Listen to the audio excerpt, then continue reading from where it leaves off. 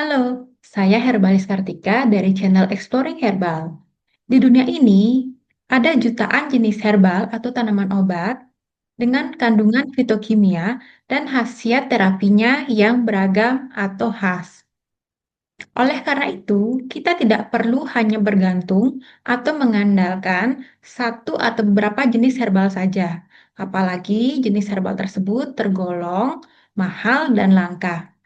Kecuali herbal-herbal itu memang paling unggul di kelas terapinya, menurut evidence base. Kalau tidak, kita bisa menerapkan prinsip repurposing atau mengganti jenis herbal itu dengan jenis herbal lain yang relatif lebih murah dan mudah didapat, asalkan setara atau lebih baik dari sisi khasiat dan keamanan. Di channel ini, Anda dapat menemukan banyak info seputar jenis herbal yang mudah ditemukan di Indonesia, beserta informasi terkait fitokimia dan khasiatnya yang tentu terkini dan terpercaya. Semoga dapat menambah wawasan dan membantu Anda untuk menemukan alternatif terapi alami yang cocok untuk Anda. Selamat menyimak!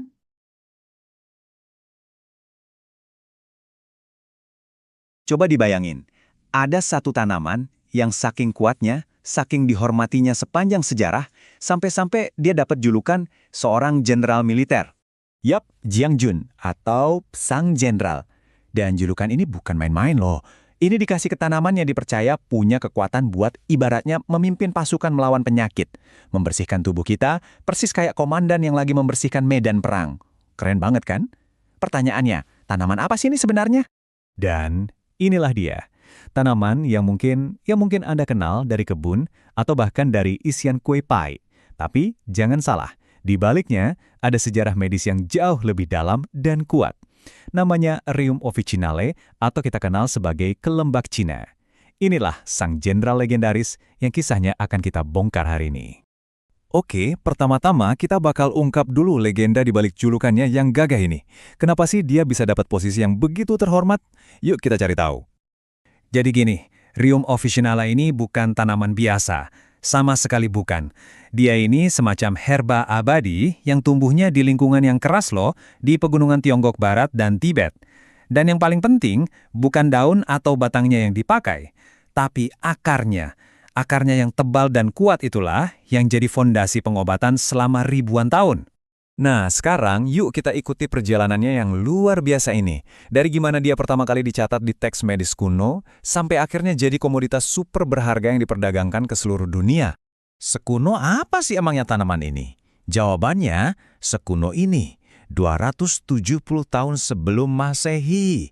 Bayangin, itu pertama kalinya tanaman ini masuk catatan sejarah pengobatan. Tua banget.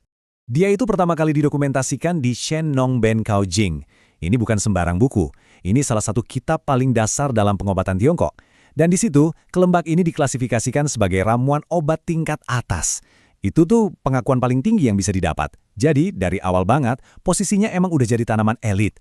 Perjalanannya nih, wah luar biasa. Dari Tiongkok kuno, dia menempuh ribuan kilometer lewat jalur sutra, sampai akhirnya nyampe di Eropa. Di sana, dia jadi barang yang mahal banget. Saking berharganya, sampai dikenal dengan nama rute dagangnya, kayak kelembak Turki atau kelembak Rusia. Nah, gimana sekarang? Statusnya udah diakui di seluruh dunia. Resmi terdaftar di Farmakope di banyak negara. Oke, sejarahnya udah kita lihat. Sekarang kita pindah ke laboratorium. Waktunya kita bedah, apa sih sebenarnya yang bikin akar ini sekuat itu? Nah, ini pertanyaan penting yang jadi jembatan antara tradisi dan sains modern. Gimana ceritanya sebuah tanaman bisa dapat reputasi jenderal? Jawabannya ada di dalam ilmu kimianya. Tapi, ada yang perlu kita tahu nih, nggak semua bagian tanaman ini bisa dimanfaatkan.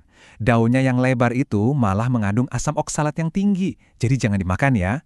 Kekuatan utamanya, gudang senjatanya, itu semua tersimpan di dalam akarnya yang tebal dan berkayu ini.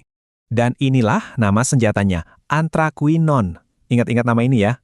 Ini adalah kelompok senyawa kimia yang jadi inti dari kekuatan medis si kelembak. Dialah yang bertanggung jawab atas efek-efeknya yang paling terkenal. Nah, di dalam grup anthraquinone ini ada beberapa prajurit kuncinya. Emodin, Ren, sama aloe emodin. Namanya mungkin kedengeran agak teknis ya, tapi coba deh bayangin, mereka ini kayak molekul-molekul yang ngasih perintah di dalam tubuh kita. Perintah untuk menghasilkan efek penyembuhan yang kuat. Sekarang, waktunya kita sambungin semua titik-titiknya. Klaim-klaim kuno tadi, gimana nasibnya kalau diuji sama sains modern yang super ketat? Yuk, kita lihat buktinya. Nah, ini nih inti dari semuanya. Coba lihat perbandingan ini. Di kiri, kita lihat bahasa puitis dari pengobatan tradisional Tiongkok, ya kan? Membersihkan akumulasi, membersihkan panas dan api. Kedengarannya abstrak. Tapi lihat di kanan, ini terjemahan ilmiahnya. Membersihkan akumulasi itu ternyata sama dengan aktivitas pencahar yang terbukti. Membersihkan panas itu cara kuno untuk bilang efek antiinflamasi yang kuat.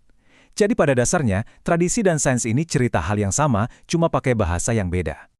Kalau pakai istilah farmakologi modern, ini dia daftar kemampuan si jenderal. Dia bisa melindungi lambung, melawan mikroba, meredakan radang, dan yang paling penting, dia melindungi dua organ vital kita, yaitu hati dan ginjal. Dan soal perlindungan ginjal ini, efeknya signifikan banget. Penelitian modern menunjukkan kalau kelembak ini bisa bantu memperbaiki fungsi ginjal pada penderita penyakit ginjal kronis. Ini contoh sempurna gimana tanaman kuno bisa jadi solusi buat masalah kesehatan modern yang serius. Jadi apa artinya semua ini buat masa depan kita? Apakah sang jenderal ini masih relevan di abad ke-21? Jawabannya tentu saja iya. Bahkan mungkin lebih relevan dari sebelumnya. Coba lihat angka ini, 5.500 ton. Ini bukan jumlah total panen sepanjang sejarah loh. Itu adalah produksi tahunan. Dan itu baru di Tiongkok saja. Nilainya lebih dari 2 miliar RMB. Ini bukti jelas kalau kelembak bukan cuma peninggalan sejarah, dia adalah komoditas global yang penting banget, baik secara ekonomi maupun medis, sampai detik ini. Kisah kelembak ini jadi bukti yang luar biasa ya, gimana kearifan kuno itu bisa dibuktikan, bahkan diperkuat oleh sains modern. Dan ini bikin kita jadi mikir, di luar sana, di alam liar, kira-kira ada berapa banyak lagi ya jenderal-jenderal lain yang terlupakan, yang diam-diam menunggu untuk ditemukan kembali oleh sains, untuk membantu perjuangan kita mencapai kesehatan yang lebih baik.